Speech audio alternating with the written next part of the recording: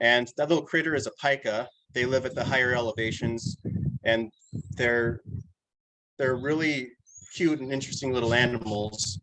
And my journey there was also one that kind of made me start being aware of the environmental issues that we face, because this creature is very heat sensitive, and so as the climate's temperature increases, it's going to higher elevations to try to stay cool. But mountains are only so tall, so there's only so far for them to go. And so me observing this animal in person when I was doing this trek made me feel like all these climate change impacts is not like an abstraction, something that's happening far away. It's something that's here, right where we are, and it's observable on our time scale. So it was, like I mentioned before, it was a long and winding road for me to get to where I am right now. When I first went to college in 2006, I went as a biology major because it made sense. I love nature, and I thought, this is what I want to study. At the time, I was young and didn't know exactly what I wanted to do or what I wanted to study or what kind of problems I wanted to solve in the world yet. So after a couple semesters, I decided to take a break from college and try to explore the world and see what else was out there. So I took a break from college and I drifted between some minimum wage jobs, and I was thinking this is stupid. This is a waste of time. Why am I just going from minimum wage job and not really getting anywhere with it? So I was like, what's a good opportunity, or what's a good activity for a young person who's looking to explore the world and have adventures? I was like, oh, I know, I'll join the Marine Corps. They have lots of adventures in the Marine Corps, right? So I go and I went to talk to the recruiter, and I was like, hey, I want to join. He's like, okay, so what do you want to do? It's like, I think I can do intelligence. That sounds like something a guy like me could do. He's like, all right. He's like, in order to do that, you got to do a test. It's measures how well you are at learning new languages, and it's got something like 120 questions. You got to get 95 of them right to pass to get into the program. So I took the test and I got 94 questions right. So I missed it just by one question. My recruiter says, congratulations, you got infantry. I'm like, great, the grunts. So I ended up here, hiding in a hole and doing my best impression of a shrub. So I served in the Marine Corps from 2011 to 2015. And what I found out when I got out is there's three different trends going from the military back to civilian life. One is when you're in the military, you have a mission that's dictated to you, and you get up in the morning when you go to bed at night. You work on accomplishing that mission the best you can. That's your whole role in life, is to do this, do this mission. Dictating what you need to do is kind of difficult to figure out. It takes some, soul searching. Another thing is when you go back to being a civilian, you're suddenly taken out of this social network that you spent years building up. You're not with, your buddies and your comrades anymore. You're transplanted, and in a lot of ways you're starting from scratch. And also the third way is whether you're going in or getting out of the military, there's huge cultural differences between civilian life and military life. And either way you're transitioning from that, it's stressful. So those are the three kind of experiences that I and a lot of other veteran students have. So I get out of the military and I'm like, all right, I need to find a new purpose. So what am I going to do with my life? And so I decide, okay, I'm going to take this opportunity to join AmeriCorps and do some national service. So I joined AmeriCorps as an intern for the Red Cross in the Disaster Preparedness and Response Department. A lot of what we did was setting up events to install smoke alarms to underserved communities. See at the top left picture is one of our events with all our volunteers. And I also got to respond to disasters. In the bottom left, you can see me passing out cots from a box truck. This was when the Oroville Dam was structurally in crisis, and we had to have like 200,000 people back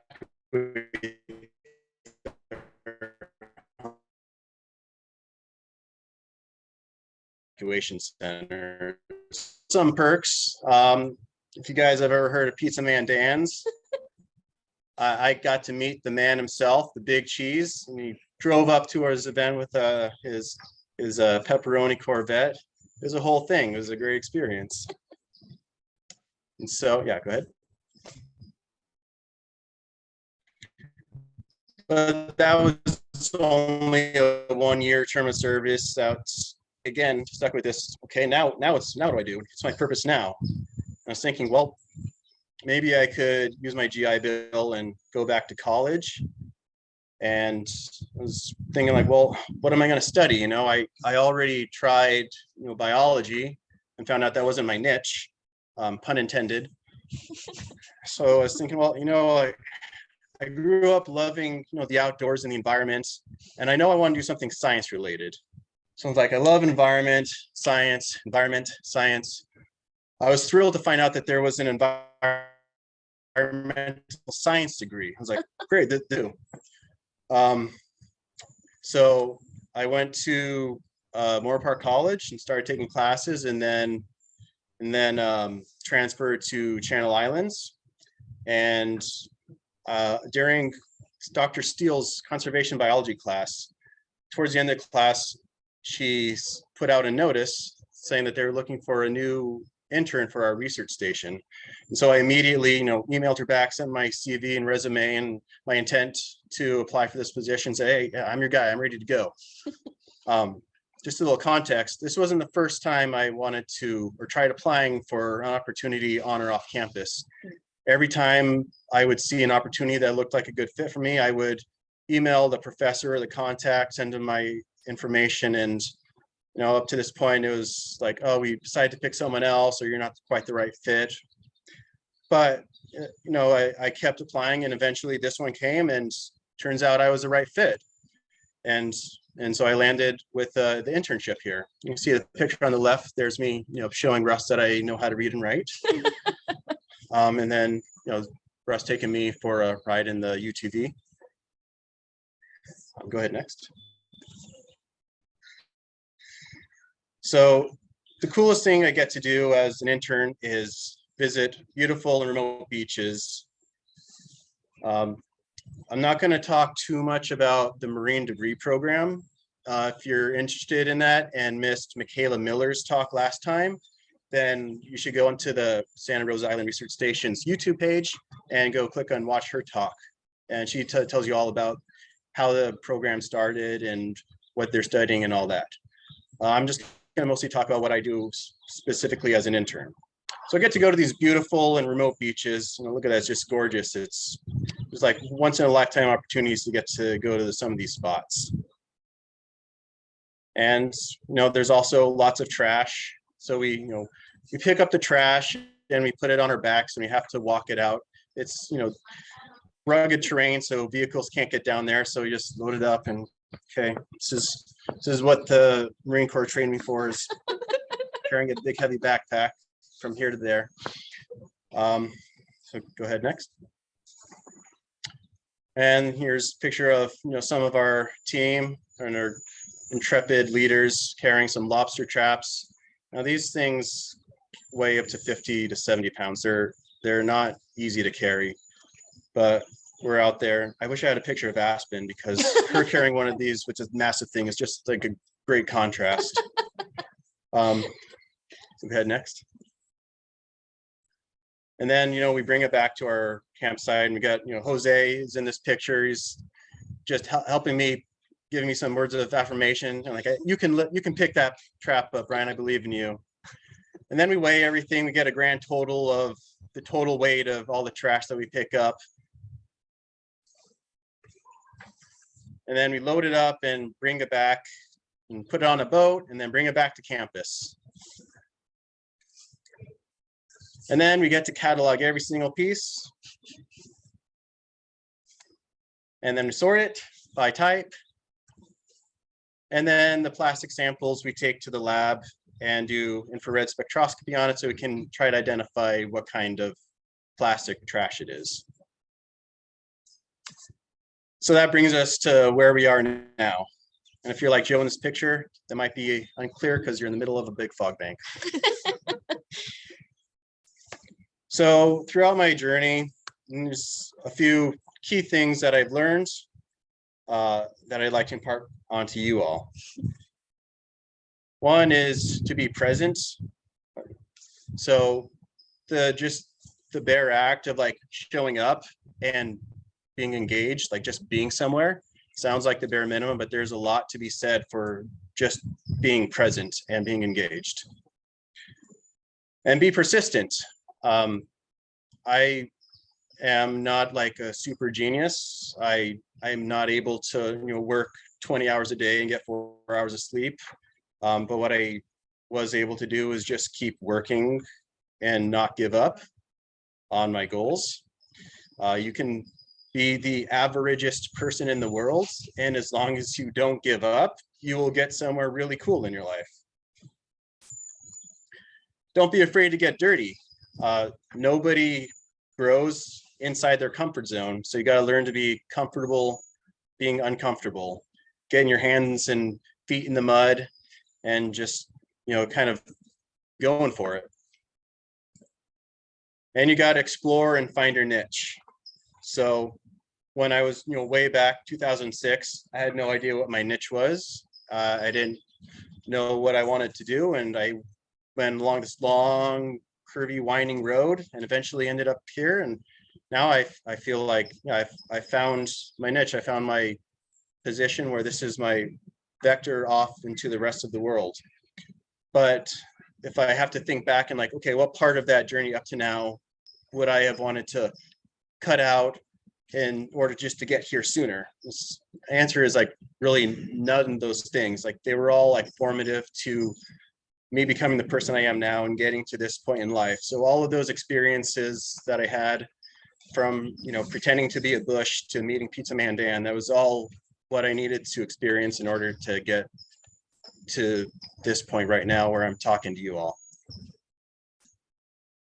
All right, and so next we're going to have the other intern, Jose. He's going to take it away. All right. Hello, everybody. My name is Jose Galvan.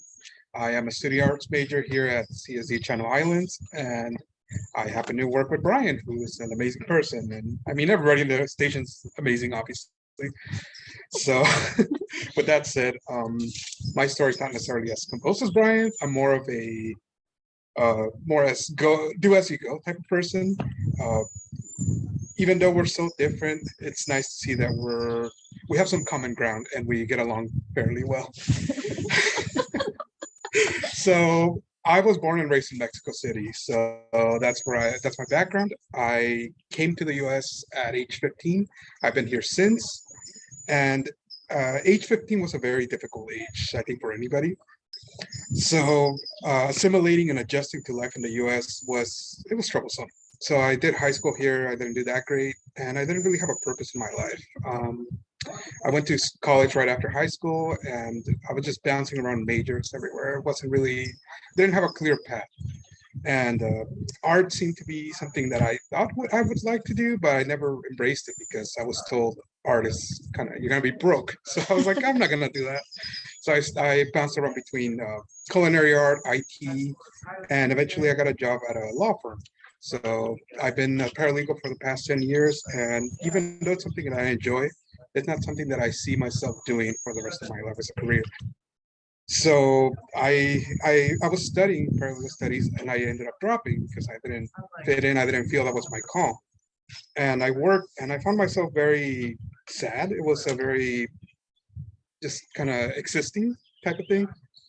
So I remember wanting to do art, and I just went to take an art class for the fun of it. And I had a lot of motivation at Oxnard College. I had an amazing professor who told me I had talent and maybe I should pursue it. So at first I was a little hesitant about it, and I said, you know what, this is actually making me happy. It's giving me a purpose, so why not pursue it? And ever since this started in 2017, and I've just been in this amazing art journey, which brings me to transferring to CSC Channel Islands. Now, here at Channel Islands, I just grown so much. It's been an amazing experience to be here. And I had Professor Formansky, who was very instrumental for me being part of the research station. So he approached me and told me, hey, would you be interested? Now, I grew up in the city, so I'm a very city vibe type of person. I'm not really a nature person. And I went to the island once. So in living here 16 plus years, I had never been to the islands. I would always see them off the freeway, and I was like, cool. So in class, and this was during COVID, so we only had a day trip, and I felt like I liked it, but I wanted to see more of it. So I think Professor Formansky picked up on that and has said, hey, there's an opening for the research station with art. So I was like, okay, this is pretty cool. I'll give it a shot. And it was just it's been an incredible experience. Working with the marine debris as an artist was nice. It was a change of pace. It has some challenges, but I didn't really get to appreciate it until I got with the research station to see Brian, to see Joe, to see everybody going down there. And it's a commitment. It's definitely something that you learn to respect, because it's hard work, and it's not like it's recognized. We don't come home from the boat to a giant celebration. It's just very selfless, and that's something that I really got to appreciate, and I respect a lot from these guys. So seeing that, and then going into the lab, sorting, going with the ATR machine, all that stuff, you really get to see and appreciate it that much more. So now that I do work with marine debris, I think, well, it's not just me grabbing the trash and making stuff out of it. It's a whole journey that I learned to take with it. Now that I'm more exposed to the island and the natural side, I got to experience and in a way fall in love with the California landscape, because again, I'm a very city oriented person. I'm a very stay at home type of person. So for me to go out and have these experiences really shaped me, not just as a person, but also in my practice. Going to Santa Cruz Island, that was the first time I ever been off-roading, which was insane. That was the first time I ever been camping, which again, it was incredible. I've never seen the Milky Way until that day. So it was just something that I was like, wow, I've been missing out. This part of my life has been missed for so long, and now that I got to experience it, it's just been incredible. So now we get, yeah. So now we get into my side of the spectrum, which is the marine debris art. In doing marine debris, I have a better understanding. So when I talk to artists in the department, I say, hey, this is available in the basement. Why don't you give it a try? And Professor Romansky has also been very helpful in rotating that debris to students and making it available to us. So now it's very rewarding to be able to see artists getting the debris and making art. And it's art that's not just, random buoys painted. It's a whole concept behind it. So this is actually one of my friends, one of my favorite artists, Chris Taylor. He gets these pieces of rope and he makes amazing patterns. They look almost like carpets. And if you guys are around on campus next Thursday, we have the student art show, and this is going to be part of it. So I'm super proud that he's making amazing work, but also that I know that I took part in taking these materials. This is another piece by Chris, these two pieces actually. And it's cool to see how we're beginning to blend the traditional things like welding and sculpture with marine debris, and we're kind of utilizing the materials, we're embracing it.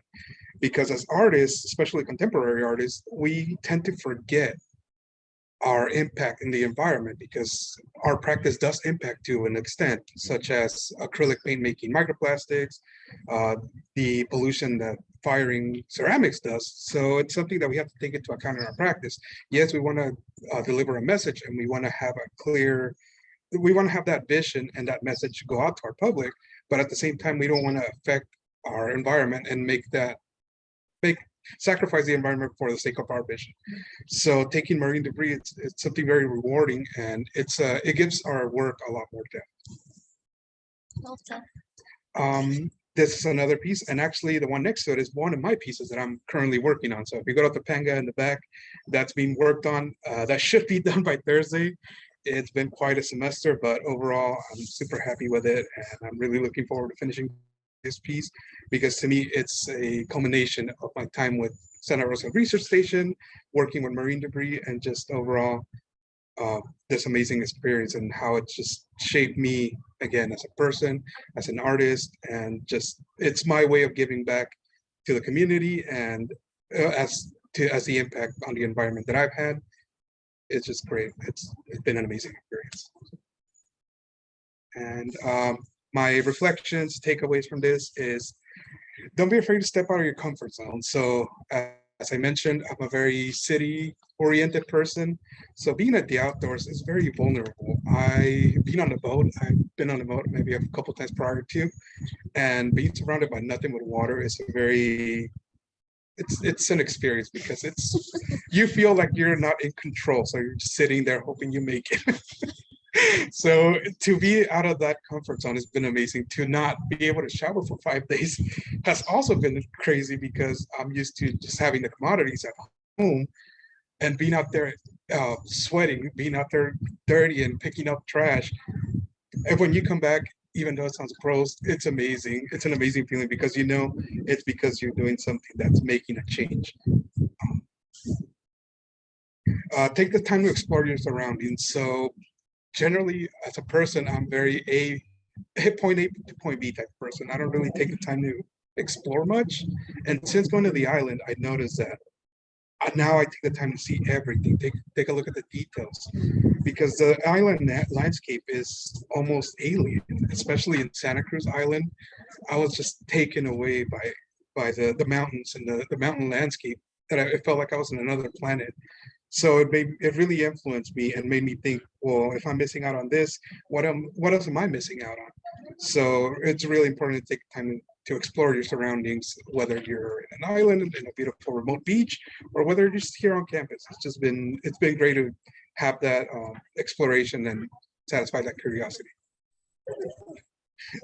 Appreciate the journey that brought you where you are today. This is something that I learned while in the island, because I recall being a little kid sitting in front of my grandma's house and watching people pass by, and that's one of my earliest memories, just sitting there thinking about what people's lives are like when I'm just sitting there.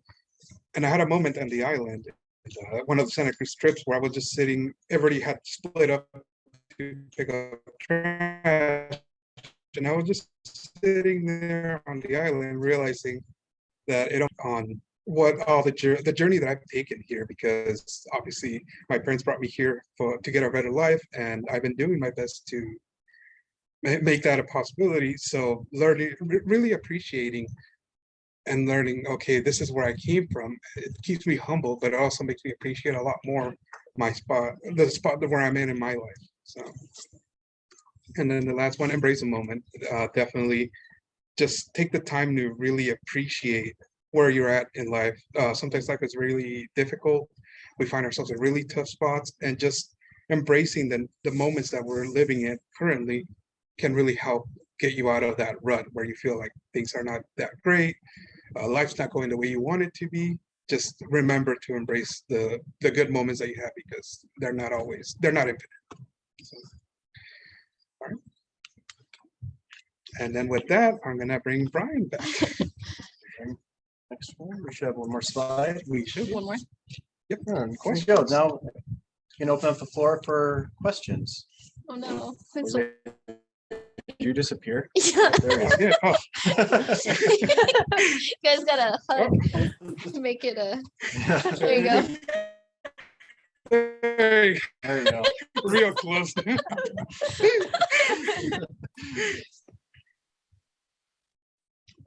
Any questions?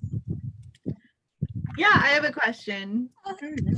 Hello, guys. I'm so Hi. happy to see you guys, even if it's just virtually. But well, I just wanted to say that I'm so happy to be able to make it. I'm sorry I was just a couple minutes late, but I'm super stoked to hear just even more than I already knew about Brian and Jose's backstories. That was amazing. Thank you guys for speaking. Jose, for the artwork that you're doing, that you said that you're still working on for Thursday, is that all lobster traps that you're like, that you retwisted into the figures? Originally, the concept was to be lobster traps, but because they're so tough to work with and they're so rusted, for them to be welded. So it's just Okay. pencil wire wrapped in marine debris rope. Got it. That's incredible though. Still really cool. And I guess not so much a question, but I just wanted to say like, so, you know, I got to go out to that 5-day marine debris collection trip with you guys, and like, it was cool to be, I felt like I was sort of like in this middle zone where I was learning so much from Joe and Brian as much as Jose was, but at the same time, it was really cool because Jose and I had this conversation about how it was like his first time camping, and like it was my first time really sort of camping that far away from like, you know, away from like anybody else that I really knew, like my family, or really sort of camping without like a car that it was like where I could just drive to a grocery store or something like that.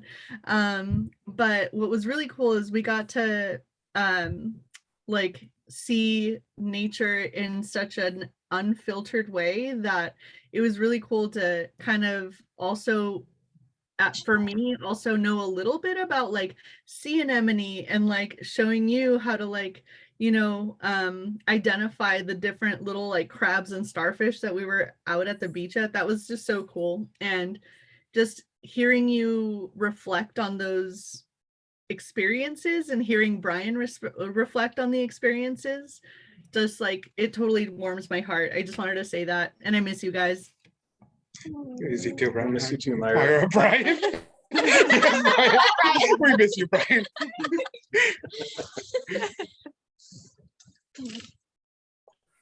I have a question. So this is for both Jose and Brian. So I'll be going to the islands for the first time, island first time this summer. So what advice would you give to someone who's going to be going out there? Bring a good windbreaker. Good pair of hiking shoes. Yes. Oh, yes. Like my advice before, don't be afraid to get dirty. It's okay if you get all muddy and gross. In fact, just plan on getting covered in nasty, disgusting sludge, but having a great time with it. Because the more you're willing to just get dirty, the more you're going to discover out there. And I would say take pictures, definitely, but also take the time to just stand there and absorb the entire landscape, because one thing is having the pictures and another that experience and those memories that you just can't make with the phone. So it's definitely almost an alien landscape. So You know, actually, Jose, you inspired me because so I'm like a very amateur artist, and in my ecology class, one of our assignments is to have a field journal. And I'm like you, where I'm just very point A to point B, and I don't really pay attention to what's going on around me. But the field journal has forced me to kind of slow down, and I'll do little like sketches or watercolors in my journal. So I'm looking forward to going out to the island and doing my little drawings and examining everything. And the art that you were showing that I'm excited to see next week, it just inspired me to do art in a different way. Because now I'm like, I have a lot of like sea trash that I pick up and sea glass. I wonder what I could do with that. So thank you. And Brian too. And it was good hearing from both of you, because I'm also a non-traditional student. I'm older. And also I'm a legal assistant, so I could identify with being a paralegal. And it's nice kind of hearing from people that also they went about things a different way, had a different path. But, you know, you both are doing things that are so awesome. And it's like, I want to, you know, be where you want to be. I want to be like you. So this was very inspiring. Thank you. Thank you. Thank you for sharing. You were hired. Yeah, thanks. Thanks very much, Bridget. Thanks so much, Brian and Jose. Great stories, great experience. Always great to relay all the, not only the cool things that people have done, but the journeys that have gotten them there, because none of them are the same. So that's awesome. I have a quick question for Jose, which is, I guess I'll come on Thursday and find out, but I'm fascinated by this metal thing. And then it seems like there's like some combination of rope on the top, but I don't, if you don't want to talk about it now, that's totally fine. But I'm very curious what sort of thing. Yes, there's the thing. I'm like, wow, what is that thing? And just kind of curious, even the sort of like, even if you can either talk about the specifics of the piece or just like the themes as an artist that you felt called to in putting this together, based on all of your experiences and the types of subjects that you want to address with your art. Yeah, so this thing is it's a traditional Mexican toy. It's a trompo or a top.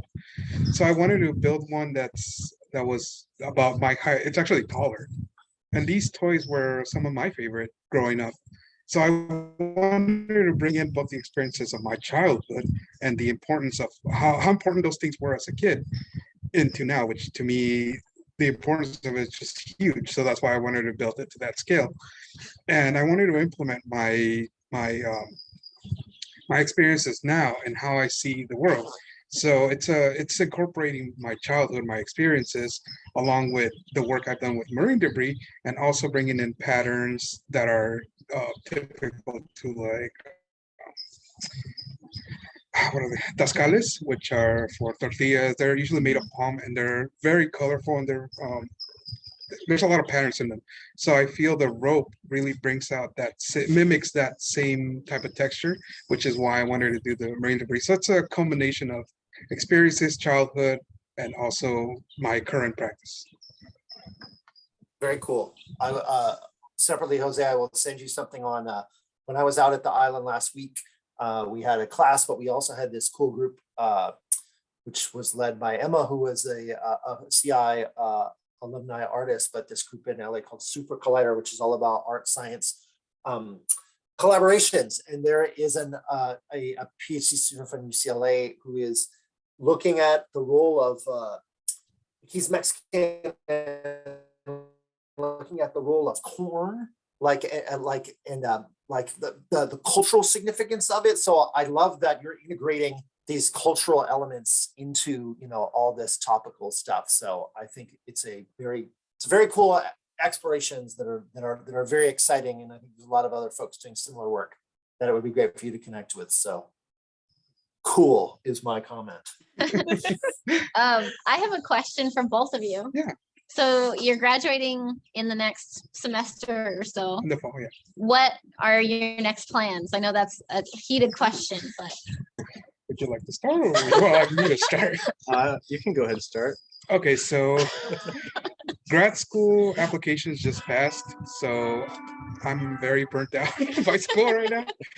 So I want to take a year off before heading off to grad school, because I definitely want to pursue art as a professional artist, and I need access to the facilities for ceramics. So I'm definitely going to pursue art school. awesome. Well, MFA. Yeah. Yeah. Sweet. Yeah, I'm burnt out on school too. So I'm gonna put the grad school thing on hold. Decide if I want to do that later. I want to go out and just get some real work experience. Pretty much, just go out there and do some work, get things done. Sweet.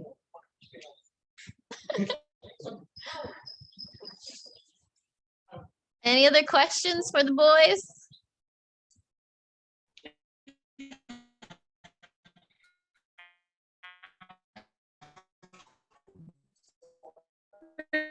Question for Brian, you doing the Pacific Crest? So yeah, my wife and I are gonna be doing a section of it this summer. Actually, I'm starting in Sonora Pass and going up to the Oregon-Washington border. Very, very, very cool. So that'll be a long walk.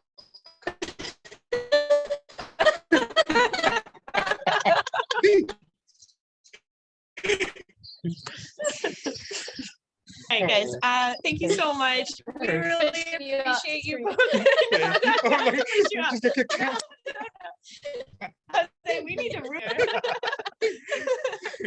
But thank you both so much for tonight. This is probably my favorite series that we've done this semester. So we really appreciate you guys coming out and sharing your story with everybody and inspiring the other students.